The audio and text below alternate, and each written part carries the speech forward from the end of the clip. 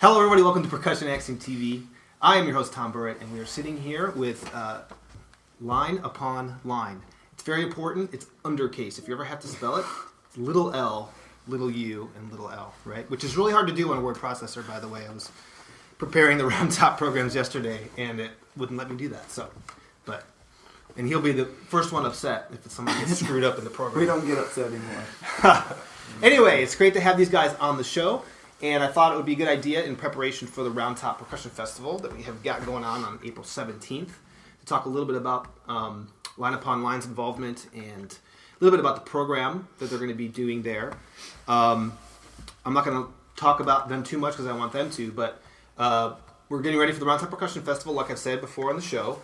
We're getting close to 99 percussionists, by the way, for the JLA. So this is Matt Teodori. So if you're involved in that, he's the guy that's been sending out those emails, and I've been overworking probably, right? Anyway, we're close to 99. If you're still interested in that, check out the links. I'll put another link in the show notes about where to find more information about that. So anyway, on the 4 o'clock concert, right before we play the John Luther Adams, actually, Line Upon Line will be performing the first half of that concert, and that will actually be inside. And so I thought just to start things, to get things going here, I thought you guys could just talk a little bit about that program, and then kind of what you're planning on performing. Yeah, we're just doing. So this is Matt. I'm Matt. Introduce yourself. And this is Colin. This is Adam.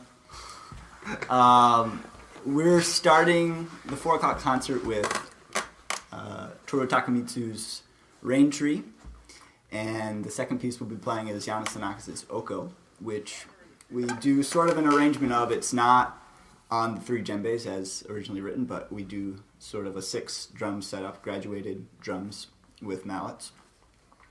And I think we would say that those are probably the 2 most famous percussion trios ever. Certainly not the first, certainly not the last, but I think in the entire repertoire, I think those 2 really stand out. And so they made a lot of sense. This festival has had incredible music. Ionization was played at the first one, and I think there's been a lot of really standard repertoire. Neither of these 2 pieces have been played, so it made a lot of sense for us at this festival to play these 2 works as compared to some of the newer pieces that we've commissioned. So we're really excited about the two big trios. Yeah, and I've been actually meaning to ask you about this real quick. Can you just talk about your some of the choices you made, changing Xenakis from the original djembe to your multi setups? Yeah. Short answer. Yeah. if there is such a thing. Yeah. We found that since we're not all djembe virtuosos, it's difficult to get the 6 consistent sounds from the djembes. UT is known for that. Yeah. No, sorry. Go ahead. So we chose the 6 drums to kind of really get that differentiation between all the different sounds that we see in the score.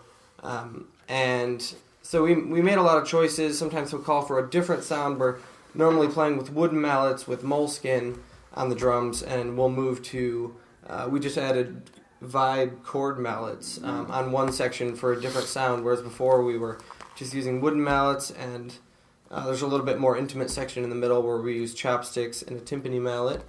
And what else we change?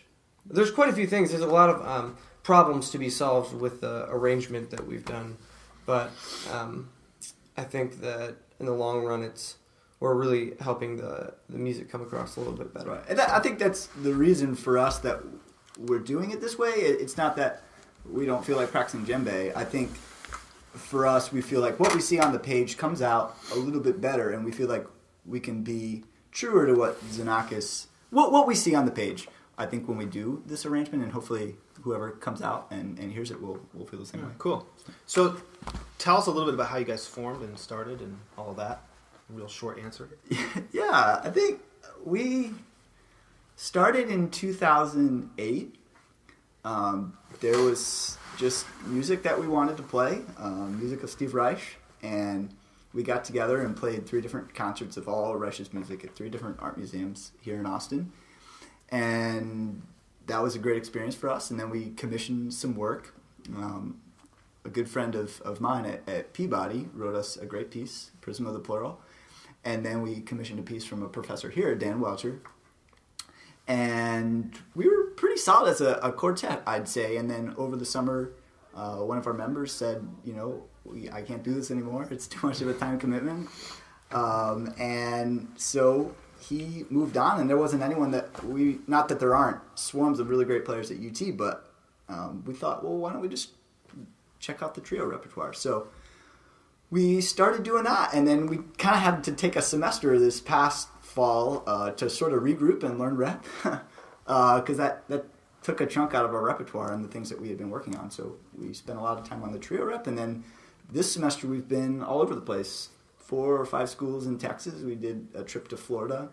We're up at Baylor a couple weeks ago, and we even have a concert tomorrow night here premiering a new piece. So things have been busy, and then Round Top, and then some more stuff in early May and mid-May, and then a recording session late in May. So how much do you guys practice in a week? About 10 hours. Yeah. At what time? Yeah, 7 a.m. Actually, the past 3 hours we've been up practicing. We've just been here. Yeah, it's been a little tricky because we want to support what these guys are trying to do because they are all UT students, but at the same time, we got a lot going on too. Right. Studio and it's important to not wear out the welcome mat. So the welcome mat. The welcome mat. Yeah. Matt. Welcome mat. Yeah. All right. So that's great, guys. So tell us just real quick what you've done a lot of work with composers and getting commissions. What's your most recent project that you're working on right now? Right now we're working on a piece by Ian Dickey. He's a doctoral student here. Yeah, really great. He just won big composition prize. He's going to Sydney, won the Texas New Music Composers Festival Award last year. Really great composer. Yeah, he really has a voice. We like to say. He's got a voice. He's written we have a movement with plastic bags and water bottles, and I think there's really strong messages behind some of his music, but we're using boombox radios and musical saw. Lots of musical saw. The last movement, it's kind of in the form of a mass. The last movement, we have an unused day, and 3 of us sing 3-part harmony. So it's a really great piece. Sorry, that's taking some work. Yeah. So, but it's a stretch for us, I'd say, and I think a lot of the ways we normally think of percussionists doing kind of trash stomp sort of things, I think doesn't really mix with our aesthetic as a group. But when Ian had this idea for this piece about sort of a product being made, which is the first movement, and then the end user, which is the second movement, gets this product, kind of has fun with it for a while, and then realizes that it's junk. And then the radios are like what people are telling us that we should believe about this product. And then the fourth movement, this timer rings as these bags and bottles are being played, and it's sort of like the planned obsolescence of these products that are made. And the fifth movement is the trash going to the landfill, and we sing this on News Day, which is really, really beautiful over just some amazing vibrating. And I think for us, it's been a really great stretch, like these things that we maybe sort of not really be as into. I think we're really digging this piece, and we get to play it tomorrow night. So within the context of the meaning of the music, you're doing things maybe that you wouldn't do otherwise. Right. I think that would be like a little gimmicky to us. Yeah, right. I think it really works. Right. So we're really excited about that, and I think people are gonna get into that. Maybe that's what makes something not a gimmick anymore. I think so. Because everybody loves a gimmick. Right. And as percussionists, but on the we're surface, that's just sort of eye candy. It's sort of like it's pleasurable, but there's no deeper meaning there. Right. So.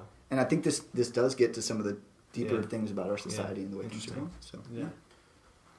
We've had really good luck this spring with composers in general. We commissioned another composer here, Zach Stanton, to write us a trio, and it worked out really well. We played it in Florida, and it's really good for him and really good process for both of us to kind of collaborate with him and really get going on the commission process. And we've had quite a few UT composers approach us now and want to work with us, and so that's been really great. And I think we have a lot of music in the future to take a look at. Great. Well, listen, it's great to sit down with you guys, and thanks for doing this. I appreciate it. Sure. Just a real quick question that can get some discussion going. You guys have anything?